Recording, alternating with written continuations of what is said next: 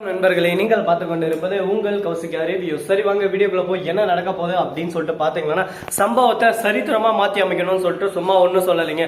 அதுக்கு ஒரு உதாரணம் என்னன்னு சொல்லிட்டு பாத்தீங்கன்னா, நம்ம ரேணுகா இருக்காங்களா, அவங்க போயிட்டு நம்ம விஜய் அடிச்சிடுறாங்க. ரேணுகா பண்ண ஒவ்வொரு சில விஷயத்த விஜய்க்கு தாங்க முடியல. ஏன்னா வயசுல பெரியவங்க, இவங்க அக்கறையா நடந்தாலும் நீ எப்படி இருக்கணுமோ அப்படிதான் இருக்கணும், யாருக்கிட்டையும் இந்த மாதிரி நடந்து கூடாதுன்னு ஒரு அடி அடிச்சிடுறாங்க.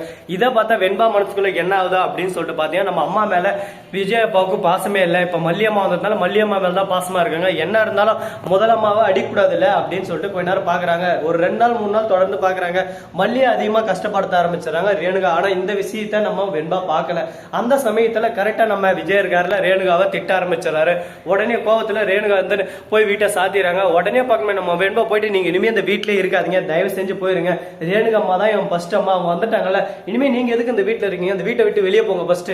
உங்களால எப்ப பார்த்தாலும் எங்க அப்பா ரேணுகா அம்மாவை அடிச்சுட்டே இருக்காங்க, திட்டிட்டே இருக்காங்க, அப்படி இப்படின்னு சொல்லிட்டு வெண்பா பேச ஆரம்பிச்சிடும். அந்த பிஞ்சு மனசு எவ்வளவு கஷ்டப்பட்டு இருக்குன்னா இந்த வார்த்தை வந்திருக்கும் அப்படின்ற மாதிரி தான் ஒரு பக்கம் யோசிக்க தோணுது. அதே சமயத்துல ரேணுகா பண்ண தவறுகள் நம்ம வெண்பா குட்டிக்கு இன்னும் தெரிய வரலைங்க. இந்த விஷயத்தை தெரிஞ்சுக்கிட்ட நம்ம விஜய் இருந்துட்டு, என்ன வெண்பா என்ன பேச்சு பேசுற, அம்மா கிட்ட இந்த வார்த்தையை விடலாமா, இவங்க ஒன்றும் என்னோட அம்மா இல்லை, ரேணுகா அம்மா தான் என்னோட அம்மா, இவங்க யாருன்னு எனக்கு தெரியாது, இவங்க வீட்டை விட்டு போக சொல்லுங்க அப்படின்னு சொல்லிட்டு இவ்வளோ நாள் இருந்த நம்ம மல்லியா அசால்ட்டா தூக்கி போடுறாங்க. ராஜேஸ்வரியோட ரத்தம்னா சும்மாவாங்க, அந்த பிளட்ல இருக்கிற கொஞ்சம் மணங்க வேலை செய்யல அப்படின்னு சொல்லிட்டு தான் எல்லாம் நினைச்சுன்னு இருப்பாங்க. ஆனாங்க நடந்தது ஒண்ணு.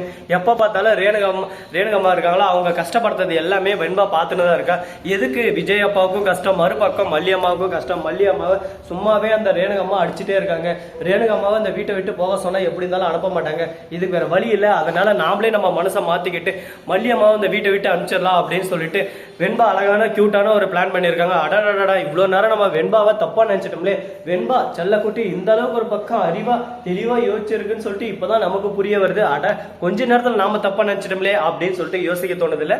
சரி, போனதெல்லாம் போயிருச்சு. இதுக்கப்புறம் என்ன நடக்குது ஏது நடக்குது அப்படின்னு சொல்லிட்டு பாத்தீங்களான்னா, இந்த மாதிரி எல்லாம் ஒரு பக்கம் போயிருந்தாலும் மறுபக்கம் என்ன நடக்குதுன்னு சொல்லிட்டு பாத்தீங்கன்னா, நம்ம கதிரேசன் இருக்காருல்ல, அவர் இருந்து வீட்டுக்கு வராரு. எப்படியாவது ரேணுகாவை கூட அழைச்சிட்டு போயிடும், ரேணுகாவை இங்க விடக்கூடாதுன்னு சொல்லிட்டு. ஏன்னா அவரை பொறுத்த வரைக்கும் தான் பொண்ணு என் கூட தாங்கணும், தான் பேத்தி என் கூட தாங்கணும்.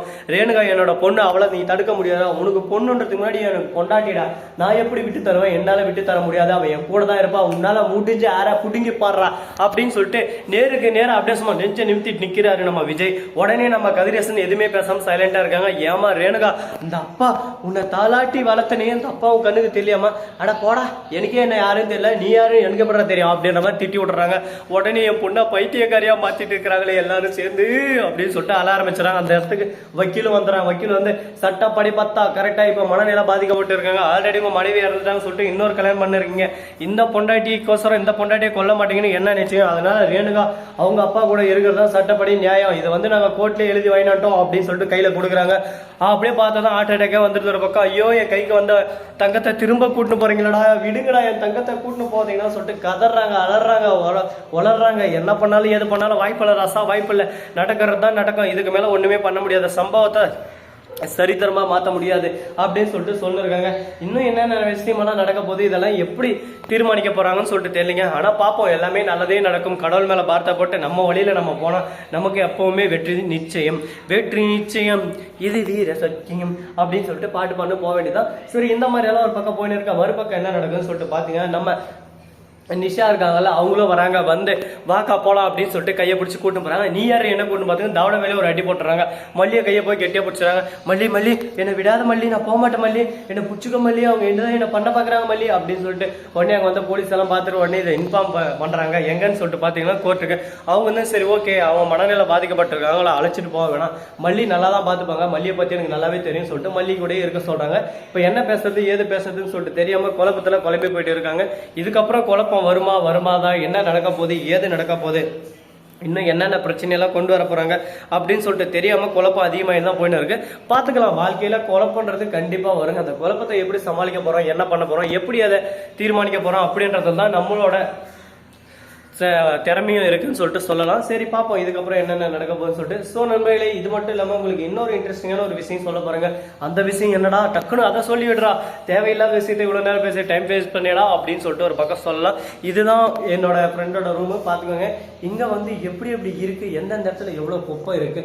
இந்த ரூமே ஒரு பக்கம் பாலடைஞ்ச பங்களா மாதிரி இருக்கு. ஏன்னா இந்த ரூமுக்குள்ள அதிசயமே அசந்து போற மாதிரி விஷயம் இருக்கு. ஏன்னா 2 வருஷத்துக்கு முன்னாடி சாப்பிட்ட பிரியாணி பிளேட் இருக்கும், 2 வருஷத்துக்கு முன்னாடி குடிச்ச டம்ளர் இருக்கும். அது மட்டும் இல்லாம இந்த தக்காளி பஜ்ஜி இதெல்லாம் செய்ய முடியாது, அந்த சாமானமெல்லாம் 1 வருஷத்துக்கு முன்னாடி சாப்பிட்டதும் கழுவாம ஒழுங்குன்னு இருக்கும். இந்த மாதிரி ஒரு அதிசயம் நீங்க எங்கேயுமே பார்க்க முடியாது. எல்லாமே இந்த பொக்கிஸ்டுக்குள்ளதான் இருக்கு. காட்டலாம், ஆனா நீங்க பயந்துருவீங்க. அடுத்த வீடியோல நீங்க பார்த்து தெரிஞ்சுக்கலாம். இந்த வீடியோ உங்களுக்கு பிடிச்சிருந்தா லைக் பண்ணுங்க, கமெண்ட் பண்ணுங்க, ஷேர் பண்ணுங்க, டிண்டிங் மேல தட்டி விட்டு போங்க. அப்பதான் நான் போற அடுத்த வீடியோ உடனுக்குடன் வரும். மிக்க நன்றி. தேங்க்ஸ் ஃபார் வாட்சிங். Tata, see you. நன்றி, வணக்கம்.